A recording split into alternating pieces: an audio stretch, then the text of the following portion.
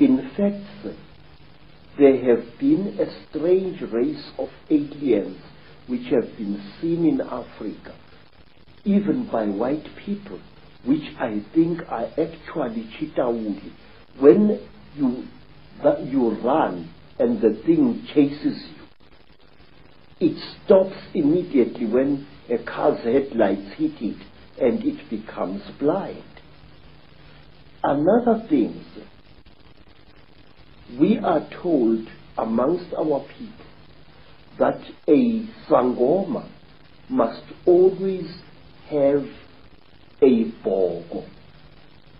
This is a sharpened wooden stick which he or she must carry at night. We are told that a sharpened stick is the only weapon by which you can kill a CHITAURI. Of course, again and again as you speak, what comes to mind is the story of Dracula, Count Dracula, the stake in the heart, the blood drinkers, the blood drinking, which is precisely what this CHITAURI and their crossbreeds seem to be into. But it is not just any wood that you must use against a CHITAURI. We believe that Rhodesian teak, a wood which has got a strange bitter taste, is the one type of wood that is poisonous to the CHITAURI. And down there you see a long stick that I am carving in preparation for the year 2000. I might not be alive to see the year 2012. But this sticks, which I've been working upon for the last 5 years, is going to be the one stick which my successor will carry, and it will end in a sharp point. This wood, Rhodesian teak, is the wood that we say can actually kill a CHITAURI. And where the CHITAURI are found, you find Rhodesian teak or any other teak trees either being felled in large quantities or being pushed over by elephants. May I point out to you, sir, that many of the trees that are being destroyed in the Amazon jungle and in the Southeastern Asian jungles, as well as in the African jungles, are teak, the one wood that the CHITAURI fear.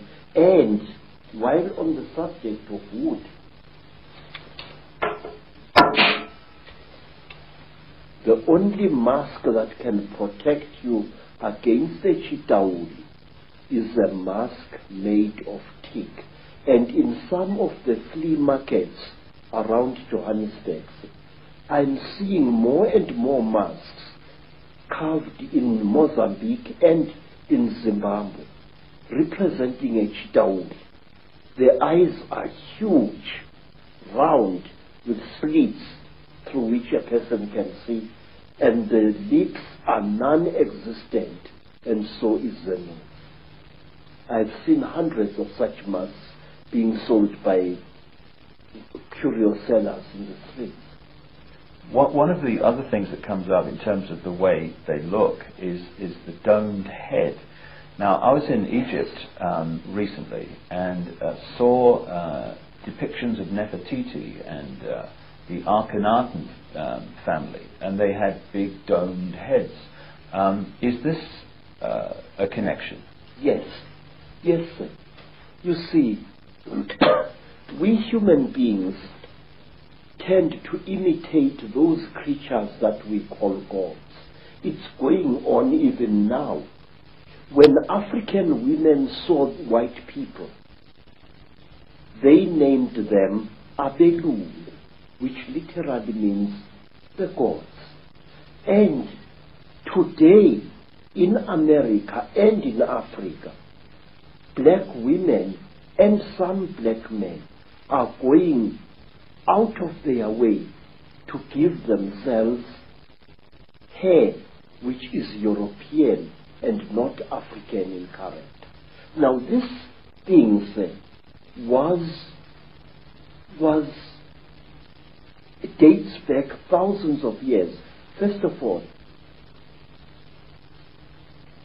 the one race of the CHITAURI, the ones that are called Nomo or Nomo by the Dogoni people, are depicted as having beard-like growths of the same type that look like the beards of Egyptian pharaohs.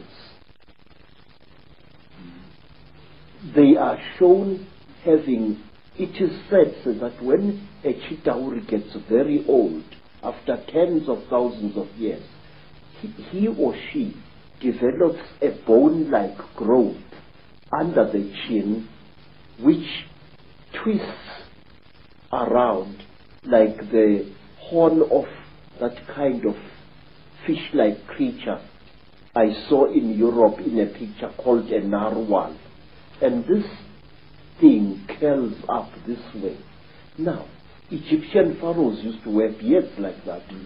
And some African kings wore beards like that, real beards or even false beards made out of ivory or out of the tusk of a warthog.